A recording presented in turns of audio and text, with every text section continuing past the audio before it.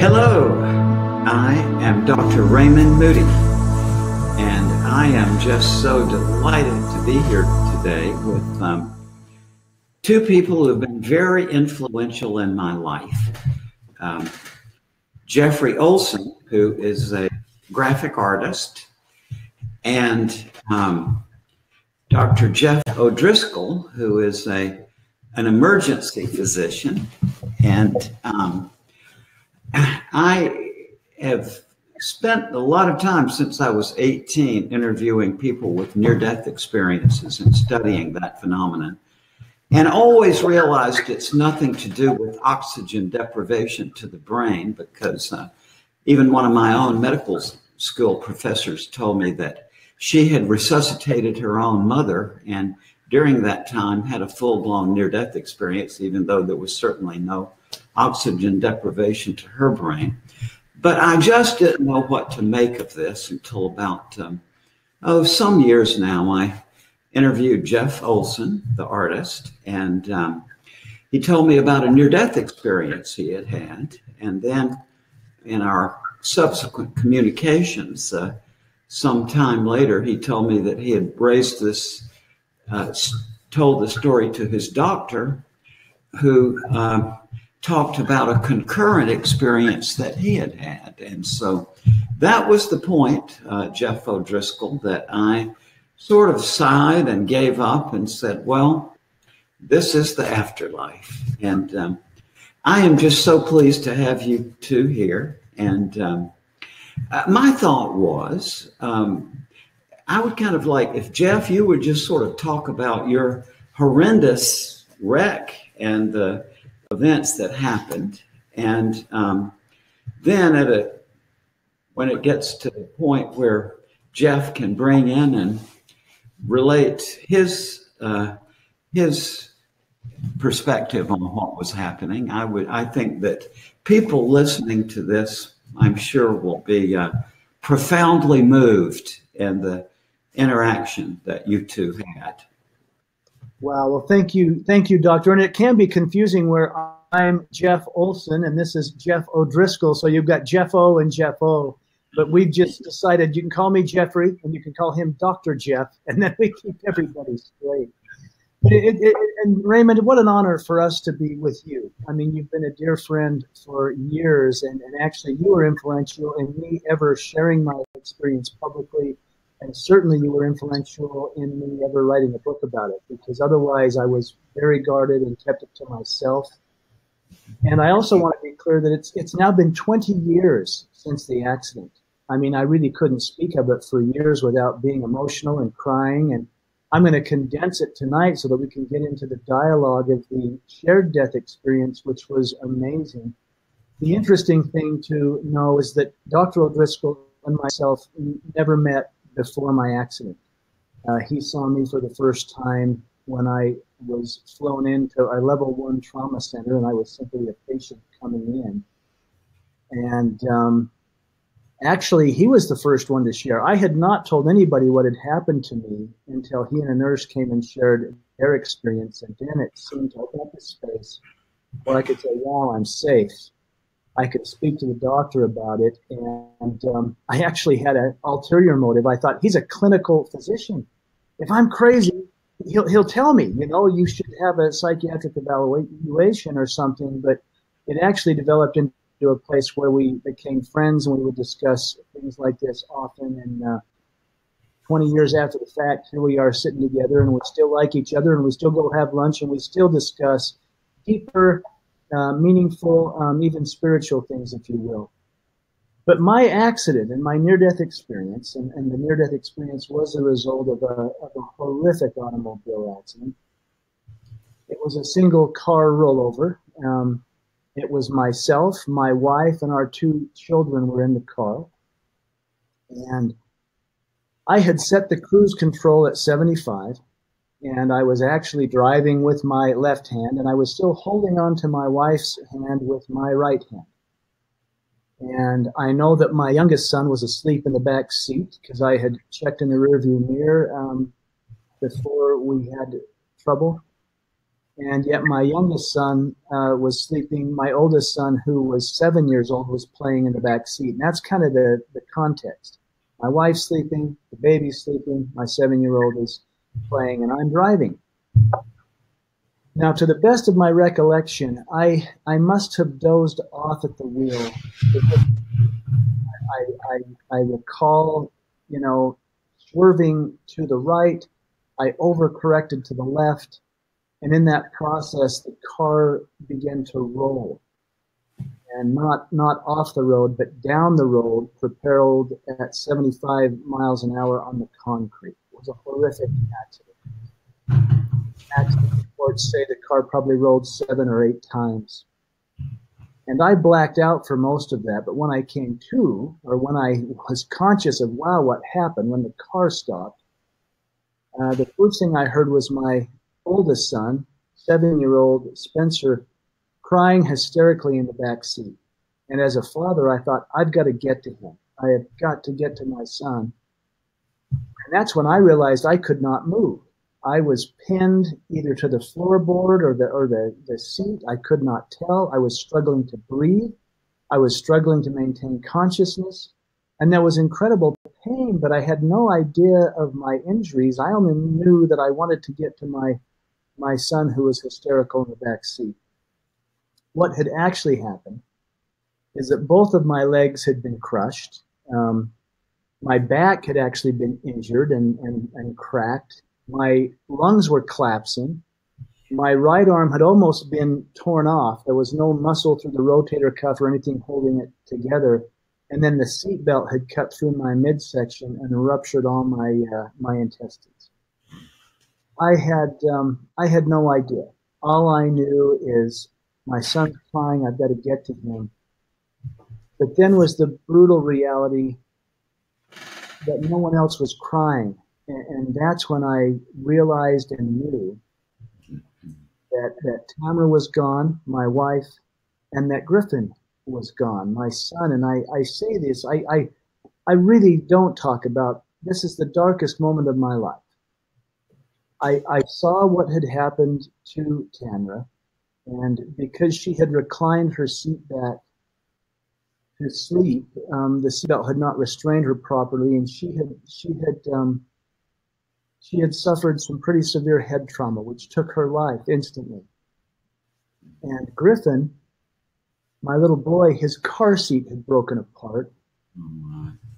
And I haven't shared this very often. I mean, I just couldn't speak of these things, doctor, but Griffin had been ejected from the car. Now, as a father, I wasn't sure where he was, but I felt it. I knew it. He's gone. I knew Tamara was gone. And the guilt, I mean, just the regret, the thinking, how do I possibly take those moments back? How can I rewind time? I mean, it was the darkest moment of my life, and probably maybe the darkest moment of my existence. But I only set that stage because of what happened next. I mean, there I am, literally panicked. I mean, grief-stricken with what's happened. And it felt like light came. It felt like light came to me and began to encircle me with this comforting light. And I was a little bit confused. I thought, wow, what's happening? And it began to feel as if I was rising above the scene of the accident, out of all that grief and that, I mean, it's the worst hell a man could be in. And yet there was this light, this comforting love, and it almost felt tangible. And I was a little confused, thinking, wow, what's going on here? Am I okay? Suddenly I could breathe. I didn't feel the physical pain. And as I began to come to terms that, wow, am I okay? I actually looked, and there in the light with me was my wife, Tamara, and she was okay. I mean, the only reason I shared some of the details of that accident is to know what had happened, and then here I am looking at her, and she's glorious. She's beautiful. There's no head trauma. She's as beautiful and gorgeous as she's ever been. But she began to communicate with me, you can't come. You can't come. You've got to go back. Jeff, you've got to go back. And it was actually, there was emotion to it. she was crying. She was saying, "You've got to go back. You've got to go back." And I learned a bit about choice. I mean, here I was looking at the woman I loved more than life, and yet I knew I had a little 7-year-old boy in the backseat of that car, hysterical, and I was in a position to make a very poignant choice, and I chose to come back. Now, in coming back, and this will set up what Dr. O'Driscoll has to share, it was not, I didn't have to even think about it. It was the intention. I'm going back, and I found myself wandering around a hospital. Now, I have no concept of time in this light, and it felt as if I was with Tamara for a while, and I did get to say goodbye. And that was hard to share for years, because so many of us lose loved ones and don't get to say goodbye. But as I made the choice to go, suddenly I was in the hospital. Now, what had happened in this time that I'm in this light and saying goodbye is people had arrived at the scene of the accident. They had rushed me and Spencer to a local hospital near Cedar City, Utah. They knew they could do nothing for me and my injuries. Spencer, my son, had basically, I mean, he was banged up, but he had basically walked away from the accident physically. But emotionally, he thought he had lost his whole family. They knew they could do nothing for me, so they life-flighted me to the nearest level 1 trauma center, which was in Salt Lake City, where Dr. O'Driscoll was one of the attending level 1 trauma docs.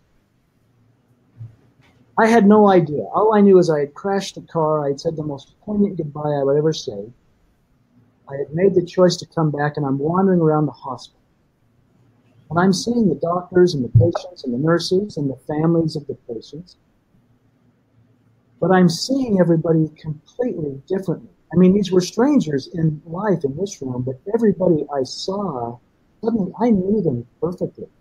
I knew everything about them. I knew their love, their hate, their decisions, their motivations. I was literally feeling their life as if it was my life. I could feel their abuse, their sadness, their joy, their anticipation. I was experiencing them as if they were me, as if we were one, and I knew everything about them. And I had this incredible love, this incredible compassion. And it didn't matter who they were or what they had done or what they hadn't done. They were beautiful. And I actually wanted to embrace them. It's like, wow, what amazing souls. And I was seeing them as souls. I was seeing them, if you will, as God sees them. I mean, I grew up in a Christian home. I was a believer, but here I was experiencing something. In fact, in this experience, as I'm seeing people with this complete compassion, and it didn't matter whether they were the heroin addict or some saintly grandmother, I loved them. The verse came up to me, inasmuch as you've done it unto the least of these, you've done it unto me. Which I used to think was a nice verse about being nice, but in this experience, in this absolute oneness, suddenly I saw that in a much deeper scenario. It's like, wow, perhaps the great teacher that said that realized that I am them, that we are one, that we are connected. I am no better than the man in prison or the naked beggar on the street. And this is what I was experiencing. I was seeing every soul in this absolute love and magnificence with no judgment or comparison. Until I finally came up to a body or a man laying on the gurney that I didn't feel anything from, which I thought was strange. And that's when I stepped forward to look and realized, oh my goodness, that's me. Or that's my body. This is me. I'm having this incredible connected experience, but there is my flesh. There's my skin suit that I was wearing, and I'm out of it. I am literally out of my body looking at it. And that was a very profound moment. But I think at this point it might be most relevant, unless you've got questions now, but the doc can share his experience from his end, and that kind of brings us to that point. Yes, so Dr. Jeff, this is delightful to me to be able to hear this directly from you tonight. So, are you going to interrogate me? No interrogation. A matter of fact, like I said, this is, when I heard your story, Dr. Jeff, this was a pivotal moment in my life because I realized a whole new dimension of explanation is needed to account for the kind of experience you have. And as you know, lots of doctors have, but for reasons we all understand, this many physicians are reluctant to talk about this. So thank you so much for being willing to let us know what happened to you during that time. Well, as you know, I had a number of experiences and I declined to talk about them for about 20 years. And not talking about them leaves them somewhat unprocessed and unsynthesized. And so in the last year, about a year ago, I finally had the feeling that it was okay to talk about these things. And that's when I first started visiting with Jeff about the notion of sharing them publicly. And I actually wrote them in a book. And in the process of doing that, it helps me to synthesize these things, and it helps me to start to take ownership of them, because I kind of thought everybody had these kind of spiritual experiences and they just didn't talk about them any more than I did. And I've since learned that maybe it's not quite that way. I was, as Jeff said, a level 1 trauma emergency physician. And in a big enough center that we had more than one doctor, more than one emergency physician on duty at the time. And we get a phone call about this patient coming who's been in this horrific car crash with the injuries which Jeff has already described. And because it sometimes is pertinent to how you care for a patient, we were told that there were 2 people deceased at the scene, his wife and his youngest son. And so I knew that ahead of time before he ever landed. And there was a nurse in our emergency department who I had come to know over the last several months or so, and I found out that she had very spiritual experiences, and in fact, she was the one that kind of coaxed me a few times to talk about my own experiences with her, and so we kind of knew this about each other.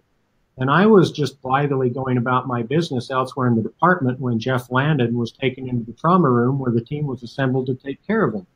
And this nurse had been in the trauma room, and she'd had an experience already. And she came and got me and started tugging on my arm. She says, "You got to come to the trauma room." And I said, "Why? What's going on? I'm busy." She said, "No, you have to come. His wife's there." I said, "Whose wife?" And she said, "Come with me." And so she drugged me down to the trauma room. And I walked in, and Jeff was lying motionless on the table, surrounded by an army of providers who were providing his care. And above him, standing in the air, looking down, was Tamara, his wife, whom I'd never met, but who I instantly knew. In a way that Jeff just described knowing people, I knew her. And she communicated this profound level of gratitude to myself, who I thought was doing nothing at the time. I later realized what she was expressing gratitude to me about was being aware of her presence and being aware that her husband was something more than just a mortal being. And I understood that he was going to live. She knew that, and I knew it with her.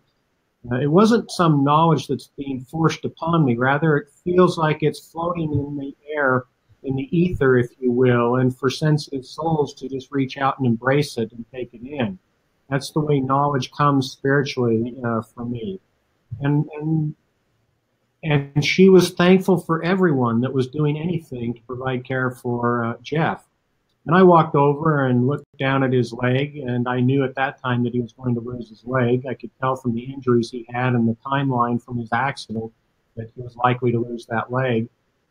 And as I looked down at him on the gurney, I could still see around, and I could see her behind me as plainly as I could see him in front. I could see in all directions at the same time.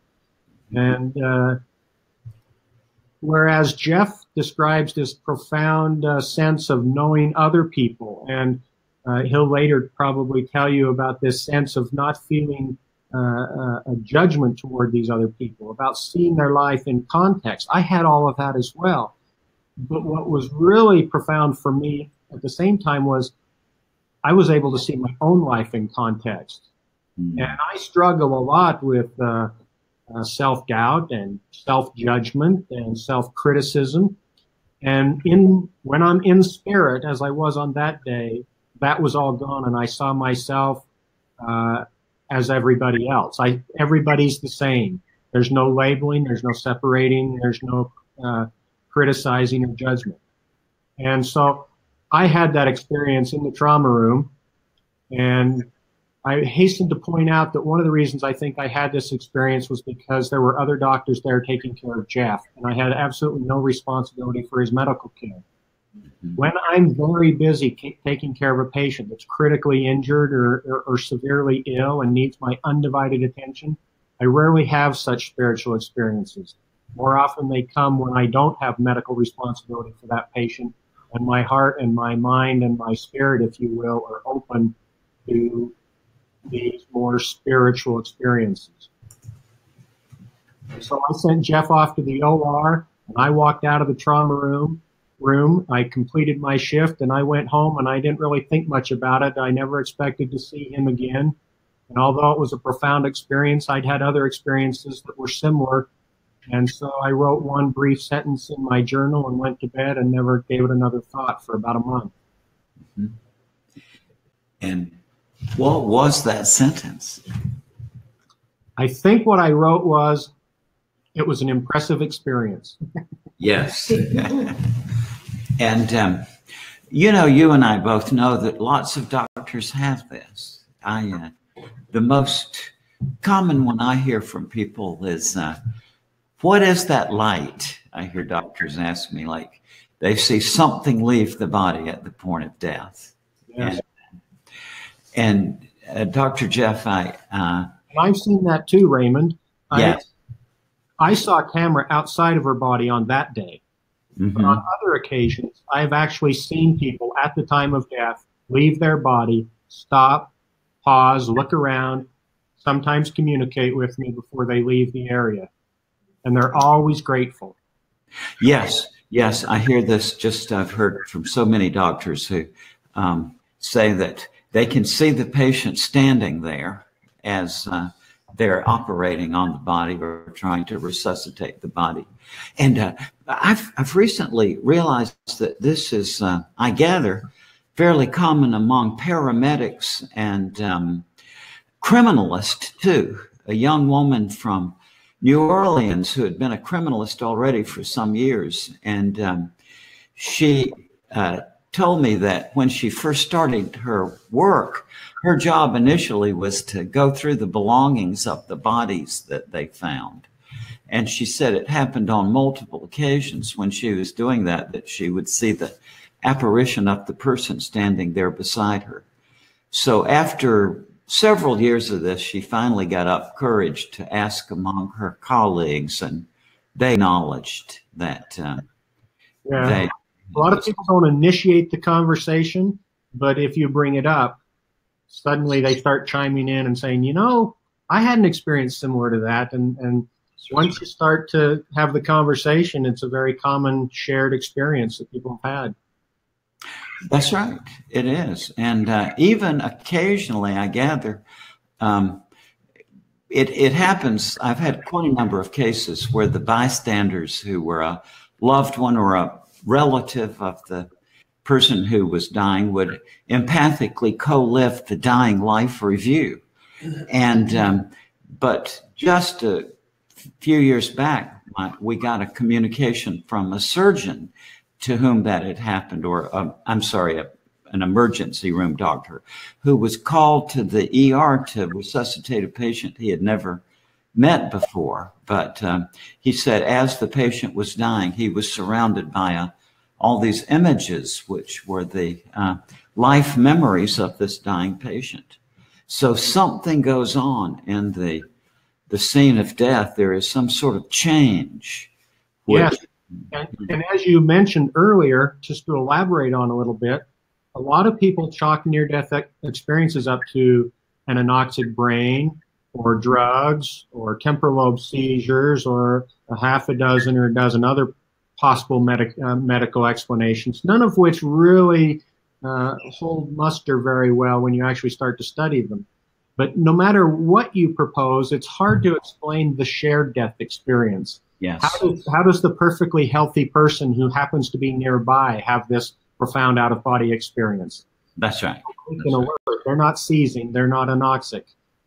I heard this about, I guess, 20 years or so ago. I was in Kansas at the Menninger Foundation Consciousness Conference they had every year, and talked to an old family practitioner from Maine who said that some while back he had been had a patient, an elderly woman, who had a core bovinum, and as Dr. Jeff can tell us, these are big round hearts that come from long time hypertension. It makes the heart, and these hearts are kind of irritable. So this woman kept having cardiac arrest, and they would resuscitate her.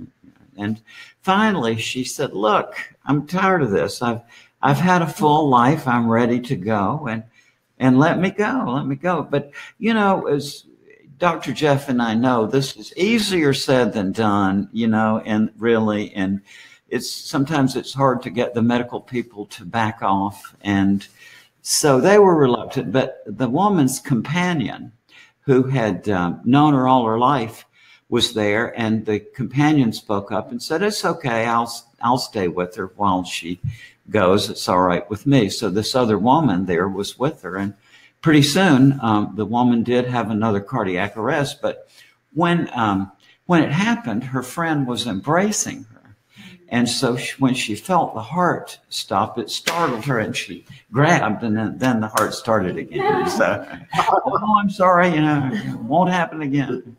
So again, they backed off. But then pretty soon it did happen. And so the doctor told me that when he went in, the companion was there glowing, and said that as her friend had died, that she herself had exited her body and gone up part way toward this light with her dying friend, and saw the dying friend's relatives and friends who had already passed away coming out of the light to join her. So, and then the companion went back and rejoined her body. So, as you say, what is this? Is this oxygen deprivation to the brain?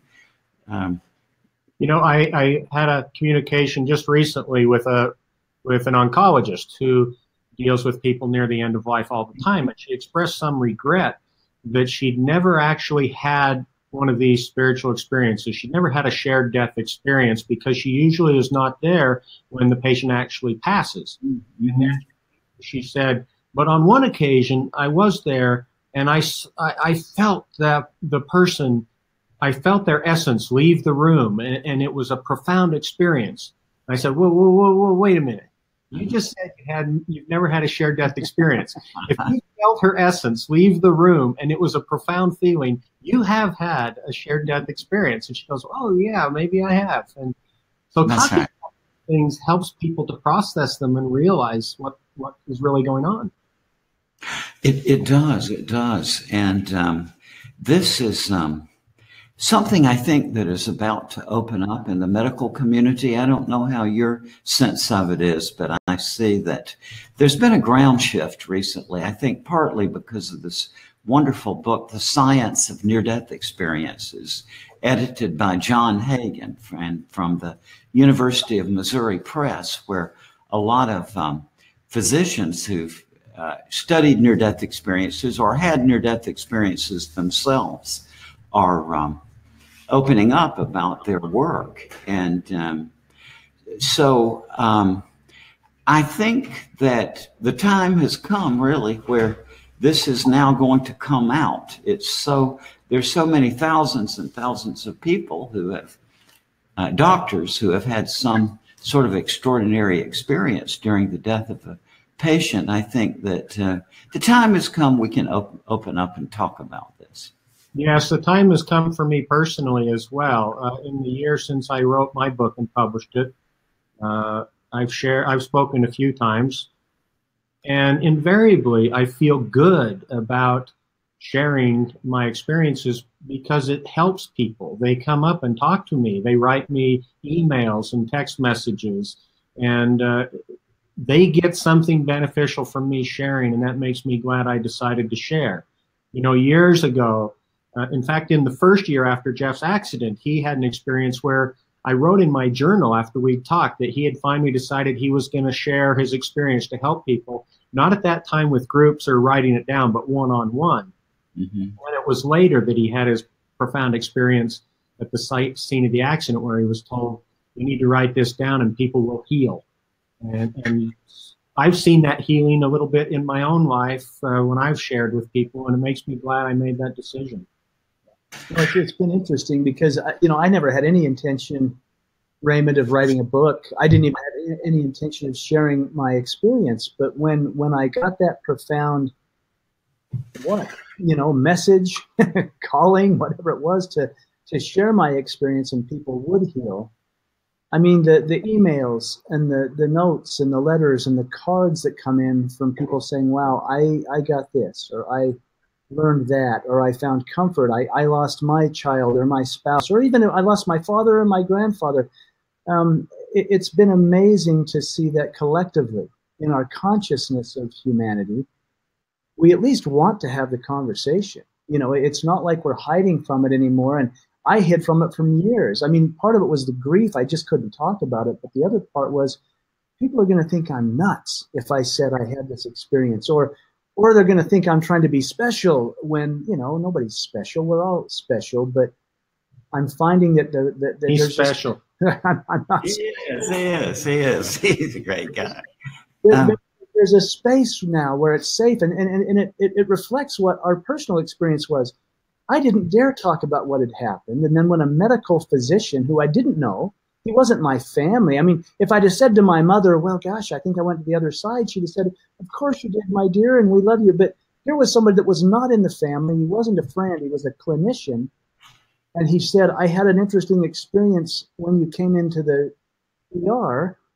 And I could say, you know, I had an interesting experience too. Do you mind if I tell you about it? And suddenly there was this safe place to share without judgment. Now, I thought he might say, we need to get you to a psychiatric ward and have you evaluated. But the fact that he didn't, you know, that he listened and said, no judgment, let's just keep talking about this. And that's where we became friends. I mean, we all want to feel safe, right? And yeah. I felt safe with a doctor to say, here's what happened. And there was no judgment or fear, and it developed. But yeah, we're in a whole different spot now, I think, as humanity, where we're beginning to feel safe to talk about these things. Yes, and you're not crazy, Jeff. I worked in a unit for the criminally insane with mass murderers and serial killers and psychotic killers, and I can assure you that what you have experienced is nothing on that order at all. This is which you very well know, but we can understand why, you know, people are reluctant to talk about these things because, you know, and I understand about the many physicians I've heard these things from who are still reluctant, but they will come around. We're about to get a wave of this. Yeah, I've worked with several physicians who have divulged to me privately some of their experiences, but still are reluctant to talk about them publicly, and I understand why. But one of the things that's helped me is after I wrote my book, Jeff had arranged for us to have our first public speaking engagement together, and I was at the airport getting ready to catch a plane to Boston. And a young couple sat down next to me, and we started to chat, and we had the old "where are you going, what are you doing" conversation that you have at an airport. And when they found out where I was going to speak and what I was speaking about, this young woman, she was in her early 20s, I suspect, kind of perked up, and she said, you know, my grandfather just died, and he's visited me a couple times since. Mm-hmm. And I looked at her, and I asked her, I said, did you ask him what he wanted? And her whole countenance changed. She just knew that was the right question. She just was, and she was so excited. And she took a copy of my book, and her and her husband caught their plane, and I got on my plane to go to Boston. And somewhere between Salt Lake and Boston on that plane, and mind you, I'm an emergency physician now with a 25-year career, and I think I've seen somewhere between 40 and 60,000 patients On that plane to Boston, this voice that speaks to one's heart spoke to me and said, "You will help more people with this book than you helped as a physician in the emergency department." Yeah. And I can't wait to read your book, by the way. Do you have a copy there you could possibly hold up and show us? I don't. I should have got one, but I didn't. It's titled Not Yet. It's on Amazon, and it's also on my website, jeffodriscoll.com. Great. I can't wait to read it. Similarly, I hear these things from people all the time who are so happy that a doctor can speak up and endorse, not that they are unsure of the nature of their own experience, but people are reluctant to talk about this for fear of being judged. And in many cases, legitimately, Dr. Jeff, when I first started interviewing people with this, the late 60s, early 70s, I heard a recurrent pattern where people would say that when this near-death experience happened to them, they would try to tell their doctor, and the doctor would listen for a couple of minutes and say, "Well, that's out of my territory. You'd better talk to your minister about that." So they would go to their minister and try to talk about it, and the minister would say, "Well, that's out of my territory. You better talk to your doctor about that." So that's kind of the opposite. I was thrilled when people told me about their experiences because they ran with me and they just felt right. But I was still reluctant. I mean, this nurse that drugged me into the trauma room, she came to me a month later in the ER and started tugging on my arm again. I said, "Go away. Leave me. Sometimes I don't like it when you tug on my arm." She said, "No, we have to go see Jeff." I said, "No, we don't. You go see Jeff if you want to." We don't. And she goes, "No, we have to tell him what happened."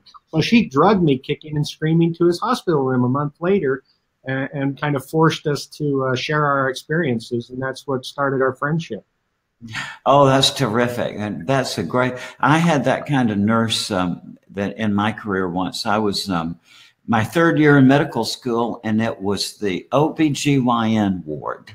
And there was this nurse on the service at night, the night nurse, who the medical students just hated. I mean, oh my gosh. And, her reputation preceded her.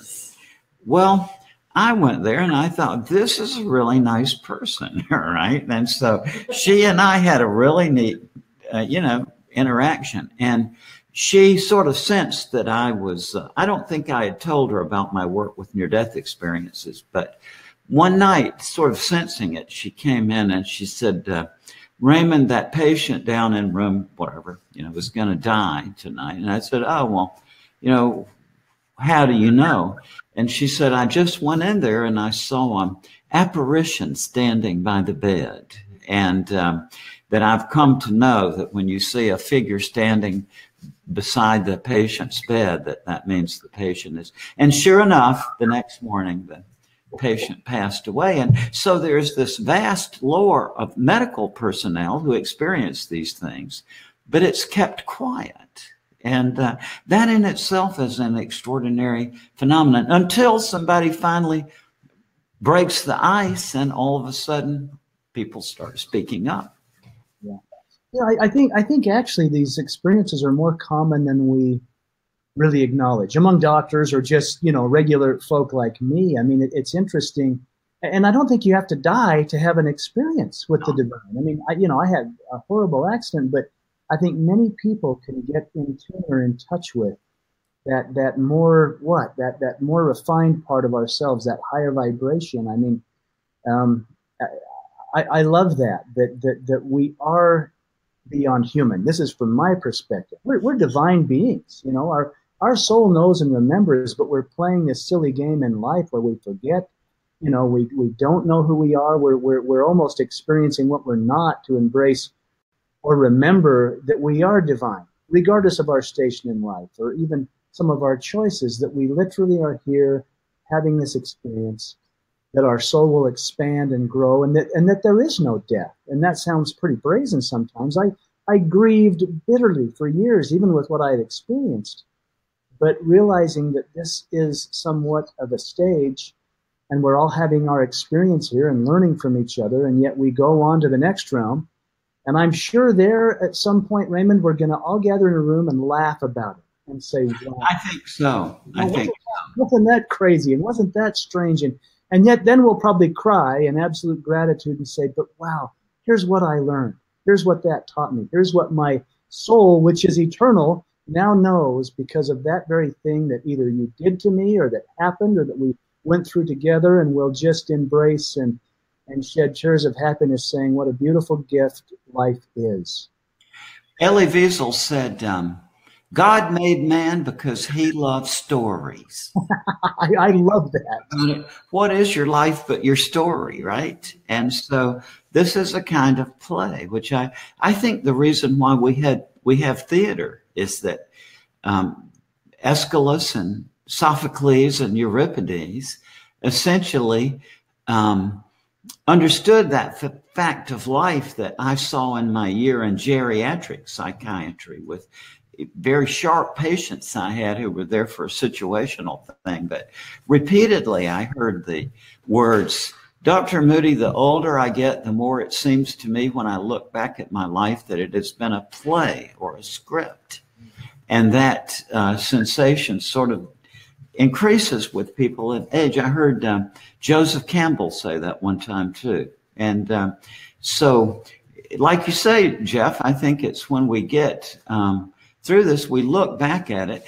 You know, as a logician, I always tell my students, when you have a bunch of information, that you should draw the minimal inference you can. That is the smallest inference you can from the material, because then you're safest, right?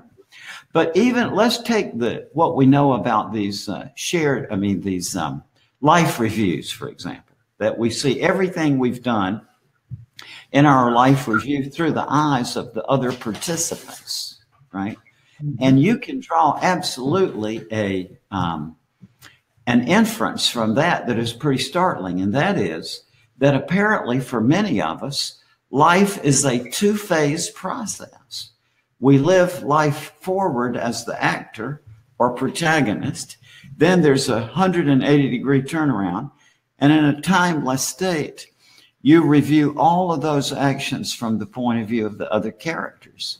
So life is a two-phase process, and that is astonishing but certifiably true. That's fascinating. Yes, and I might add a perspective too. I often think of life as a three-act play, as a classic three-act play, and we're in Act 2. And the Act 1 began before our birth, and Act 3 comes after our death. And one of the reasons I feel that way is because I've also had these very spiritual, what I like to call near-life experiences when I've been in the room as somebody's being born. Yes. And my rudimentary kind of analogy that I use is that there's this veil around mortality, and the veil gets drawn back when somebody enters mortality, and it gets drawn back again when they leave it. And if we have close to those openings in the veil at the right time, some of that glory splashes onto us, and we get to experience a little sliver of eternity with them for a moment. A little sliver of it. But also, it's like fully knowing that you can't do that all the time because it would vitiate this thing we're in. But to get those little glimpses, and I thank God all the time that I've had the opportunity to be with so many people as they are dying. And Dr. Jeff, I'm sure you've seen this too, where people will be obtunded. It's like for weeks, there's no response. The relatives are sort of circling around the bed, just waiting for grandma's heart to stop beating. But all of a sudden, and if you've seen this, you know what I'm talking about. But if you haven't, you're going to think I'm crazy. That one day you go in and they are more alive than alive, right? They're beaming with that light, and they give a little message for everybody around the bed. And the family thinks, oh, grandma is recovered, right? But we know that it's called Fae. Like suddenly they just come back to life, like more alive than alive, just before they die. I experienced that very thing with my own grandfather before my, near-death experience. I mean, Grandpa was sick. They said he's not going to make it. You better come see him. And we went down. My grandfather was Clyde was his name, and he was a hard worker. He was a construction worker, a farmer. He ran a grocery store, and then he grew up during the Depression, and so he was a bare knuckle prize fighter at night to make extra money, to make it until my grandmother found out, and then she put a. It was the same thing. We went in the room thinking he's dying. This is our last visit. He was sitting up in the bed talking to us, sharing his love, sharing his gratitude for life. And we went home thinking, wow, he's doing great. And next morning we got the message he had passed on. I've experienced that very thing myself. I don't know if Dr. Jeff has ever seen any of these, but I know a few cases of people who sing their way out, that in the last few days or hours, even if their family says they never had any interest in poetry, they're reciting poetry or writing poetry or sometimes singing. And I haven't experienced the singing, but I will tell you a little tidbit about singing from my personal experience. My brother died in a farm accident when I was 11. He was a few years older than me. We were really close.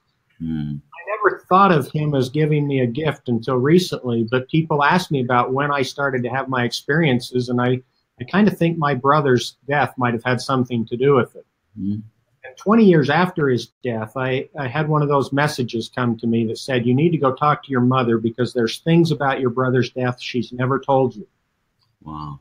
And I'm inclined to think now, looking back, that it was my brother coming and telling me this, but I don't know that for sure. But I went and saw my mother, and I asked her, and she got tearful, and we had a long chat that day, and she confirmed that there were things. And I asked her about it, and she said, before your brother died, I always knew where you were in the house because I could hear you singing. And after your brother died, you quit singing. Wow. I thought I'd passed through his death unscathed, you know, no big impact on me. But 20 years later, when she told me that, I thought, wow, some part of me died with him. And when you ask about singing, it made me think of that. Yeah. Grief is a terrible thing, even when you know that your relatives are ultimately okay. I think one thing I've heard from people with near-death experiences over the years is that it makes grief even more acute in a way when you lose somebody, because if you haven't had a personal experience, then you can use religious beliefs as a kind of rationalization, right? Like, I'm not going to cry and feel sad about grandma because of my religion, I know she's fine. And that is a kind of rationalization. It's a way of getting away from the feelings. But people with near-death experiences say, sure, I know my grandma's fine. It's me that's having the pain. Yeah, so, I have two emotions when people close to me die. One of them is anger because I'm not going to get to be around them anymore. It makes me mad that I have their friendship close. And the second one is envy.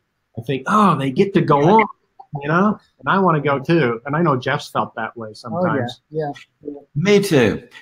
I'm there now because 74, you know, I just realized I don't want to get trapped into to be a geriatric prisoner in a nursing home. I got a 18-year-old and a 20-year-old. I don't want them to remember me like that, you know. So yeah, I'm ready to go. So it's we have 3 questions. We have some questions coming in from our viewers, and thank you all at home very much for these questions. So here is Lisa. Hello, folks. All right. This is from Lucy. I'm not going to read all of it, but the most essential. What's helped me the most is the things I've learned from NDEers. So thank you guys so much for that. I had no idea that God is everything and more than I ever hoped for. So I guess my question is, I have such a deep longing to really know God, but should I keep trying? She'd list all these different ways she's been looking for some connection. Or do you think some people while on earth just aren't destined to ever know that love or have that experience with the light in the same way that you all have? That's from Lucy. It's beautiful, Lucy, and thank you for the question. I'll chime in quickly because my own son, my 7-year-old, who was in the accident, when he became older, he came and he says, "Dad, I never had an experience. I never felt anything." He was about 20 at the time. He's like, for many, many years, every night, I would pray and ask God, I just want to feel Mom. I just want to see her just once. And he said, I got nothing. And it drove me to my knees. I still pray. I said, look, God, I'll give away everything I experienced if he could have something in his life, anything. And Dr. Jeff has mentioned that voice that speaks to your heart. I had a profound answer, if you will, and it's a feeling, it's a voice in my heart. But I was told, why are you judging your son? Don't you know that his experience is perfect for him? And why do you think your experience is better, that he should have yours? And that would be, it was like, your job, Dad, is to love him unconditionally. Stop putting conditions on your love and stop putting conditions on his experience, because that's his soul's journey. Honor it and love him unconditionally. And he's become an incredibly compassionate man. He's full grown now. He's 28 years old. But he's the most compassionate, and he never had that experience. So, Lucy, when you say, am I not destined to have it? He never had the profound out-of-body or near-death experience. But the funny thing is, he reached very deep and said, okay, if I can't rely on a higher power, then I'm going to rely on me being God's light, me being God's love. What can I do in the world to make a difference? Instead of praying and asking and doing this stuff, I'm going to step in. He works with traumatized children. He's getting his child psychology degree. He's a musician. He uses music in the therapy. But that's just one case of, we always think that, well, I want the experience or I want to have that connection, when in reality, your experience is perfect for you because it's in divine order. And whatever your soul came to get, you will get it because it is so. There's no way around it. That's right. Somebody I wish you two could have known, and I wish everybody listening to this could have known, was Dr. George Ritchie. He was a professor of psychiatry at the University of Virginia when I was an undergraduate there. George was the first living person I heard a near-death experience from, and to this day, the finest individual I ever knew. But George, a lot of the students would flock to him and like to hear about his experience and so on. And he said a lot of the students used to say, I wish I could have an experience like yours. But George used to say, well, you should be happy that God didn't have to knock you dead to feed you this information. And there's a certain amount of truth in that.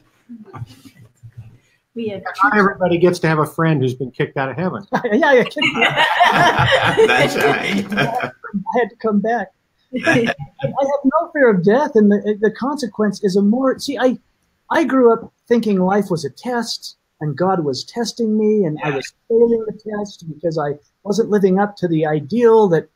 And I'll tell you what, having that brief glimpse into that other realm, now I embrace that life is an absolute gift. Like every moment, every day is sacred.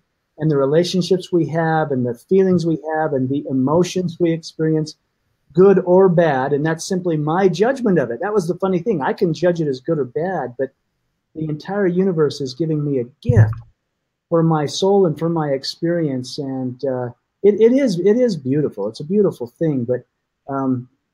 But sometimes I wonder, maybe this is the best part. Maybe we get to the other side. We say, well, let's go do, that, but this is boring. Let's go do that again. And this time I'll That's right. That's right. We have two more. I want to make sure we get to these. One is from Sayward. When you were on the other side, did you receive any information on why we're all going through these lives in this 3D dimension? Is it like a school and we're all learning in each lifetime? Well, I can answer that very clearly, and that is, I was asked, to what degree have you learned to love? That was the only question I was asked. There was no judgment. There was no comparison. And you can get my book, which is called Knowing, which elaborates on all that took place on the other side. But I was simply asked, to what degree have you learned to love? So I believe we're having this 3D experience, simply to remember that we are love. We came from love, and simply to remember how to love and to what depth to love. And that's how we heal the world and heal each other. And yet for me, self-love was the big thing. You know, I mentioned my upbringing. We used to read, love your neighbor as yourself. And I was really good at loving the neighbor. But boy, loving myself, you know, how can I give what I do not have? And even the forgiveness. In many ways, I think this whole thing unfolded for me to learn self-forgiveness, because I was the hardest one to learn to forgive, and to go through an experience where I was driving the car and to lose the people that were the most dear to me, and then trowel through that saying, how do I make sense of it? And yet have those whispers saying, because you wanted this. You wanted to learn forgiveness, so forgive yourself. And in doing so, you literally give permission for people to forgive each other and create a space where they're safe and they can be loving and kind and forgiving and compassionate. And it's a much, much better world than living in fear or self-judgment. That's right. Thank you. We have one more question, and then maybe the two of you want to offer some kind of way people can bring what you're talking about into practice, into their own lives. But first, the question. And this is from Mickey. I have a chronic and terminal illness. Knowing that my life will possibly be cut short, I'm wondering what spiritual practices could be beneficial both as I prepare for my death and also as I get ready to the next dimension. And you said Mickey? Yeah, Mickey. Well, Mickey, I had a good friend who was approaching death from pancreatic cancer. And we'd been friends for some time, me and her husband. We all knew each other. And she sent her husband to come get me because she wanted a blessing. And I thought that was a little bit, I was just a tad uncomfortable, because I thought, well, you can have your husband do that, right? But we had a good friendship, and she wanted me to do it. And she sent him to get me, and he came and found me, and I went to her home. And we had a nice long visit, and as we concluded, I gave her the blessing she requested. And I believe sometimes when we pray in a certain way, the words come from a higher source and say things that we wouldn't normally say. And in that time, on that occasion, in her blessing, she was told to prepare because people were going to start coming to help her transition. Her loved ones and her family members were about to come and help her. And I could feel it as I said it. I wanted to stay there and experience it with her because I knew what was going to happen. But it was her experience, not mine. And so I left, and her husband called me the next morning, and he said shortly after I left, her loved ones started to come. Her deceased family started to come and communicate with her and prepare her. And she was up all night communicating with loved ones she hadn't seen for a long time since they passed. As you approach the end of life, it's important to remember that transitioning is a profoundly sacred experience. It can be uplifting, it can be edifying, it can be instructive, not only for the person who's going through it, but for their loved ones who are close by and can benefit from that learning and that experience and that spiritual presence as well. And as for an exercise and what you can do, I'll share with you one little thing that Jeff and I were planning to share here in a few minutes anyway. And even if you're physically limited, this will still work for you. Ask this one question, whether you pray or ponder or meditate or whatever you do to get spiritually centered in your day. Ask this question: what can I do to serve somebody else today? And I promise you, you will have a spiritual experience. You will receive an answer. And if you act on that answer, you will have more spiritual experiences when you ask the next time. Yeah, and you could do that from anywhere. You could do that being bedridden. You know, and it's interesting as you get into that sense of asking the question. You know, also ask, am I loved? Am I loved?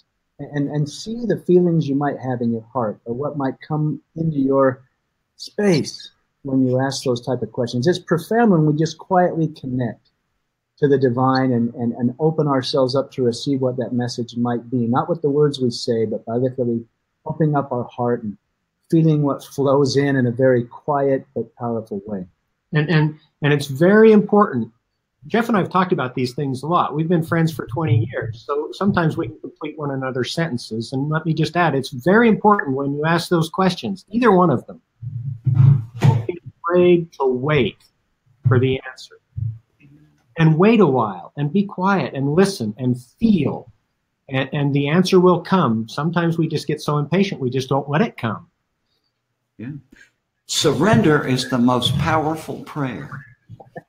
George, you told me that. It's so true, just to let it happen. That's hard for somebody who's trained in the medical profession to do, but when you reach that point, of just surrendering to God, everything seems to straighten out.